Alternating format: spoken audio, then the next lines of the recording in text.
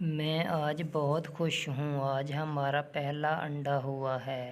میں بھی بہت خوش ہوں اور میری اللہ سے دعا ہے کہ ہمارے انڈے سے پہلا بیٹا ہی نکلے، کیونکہ میری جتنی بھی سہیلیاں ہیں سب کے پہلے بیٹے ہی ہوئے ہیں۔ میں نے خود سے ہی چاہتا ہوں کہ بیٹے سے معاشرے میں نام بنتا ہے، بیٹیاں تو بوجھ ہی ہوتی ہیں۔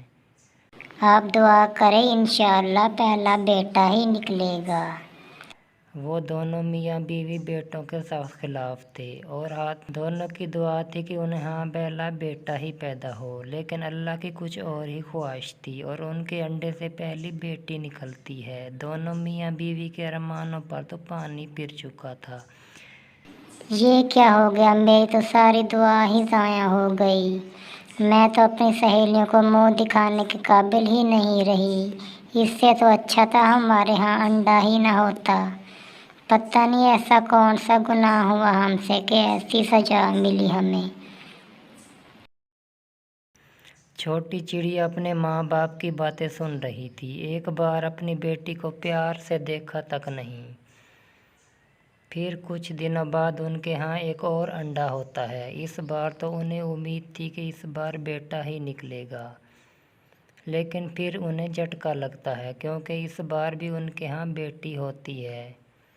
یہ بیٹیاں تو ہوتی ہی بوجھ ہیں اور میرے کندھوں کا بوجھ تو بہت بڑھ گیا ہے۔ میری زندگی تو پہلے انہیں کھلانے میں اور پھر ان کو بیانے میں لگ جائے گی۔ آپ فکر نہ کریں، میں اس بار عامر سے تعویذ لے آؤں گی اور اس بار بیٹا ہی ہوگا۔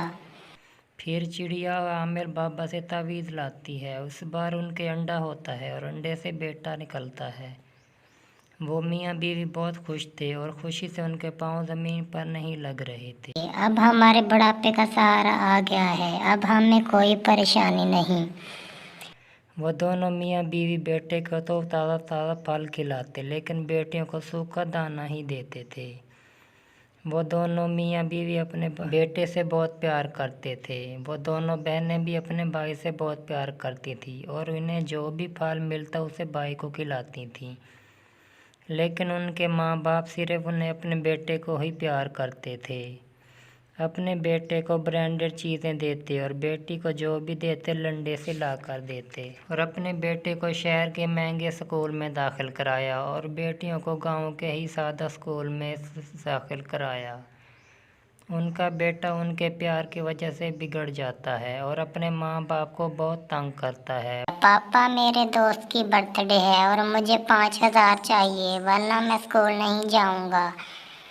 تو باپ تو پریشان ہو جاتا ہے اور دوسرے منع کے اسکول سے بھی شکایتیں آنا شروع ہو جاتی ہیں اور پھر منع پڑھنا بھی چھوڑ دیتا ہے اور سارا دن آوارہ گردی کرتا ہے۔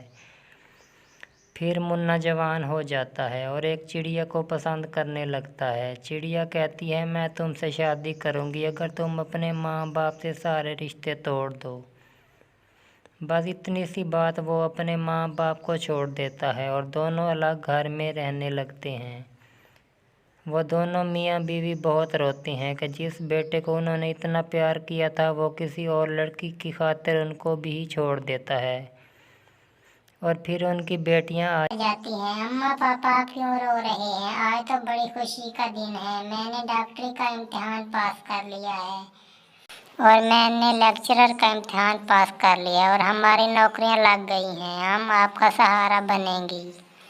وہ ماں باپ تو اپنی بیٹیوں سے نظریں بھی نہیں ملا پا رہے تھے۔ آج ان کی بیٹیوں نے ان کے سر فخر سے اونچے کر دیے۔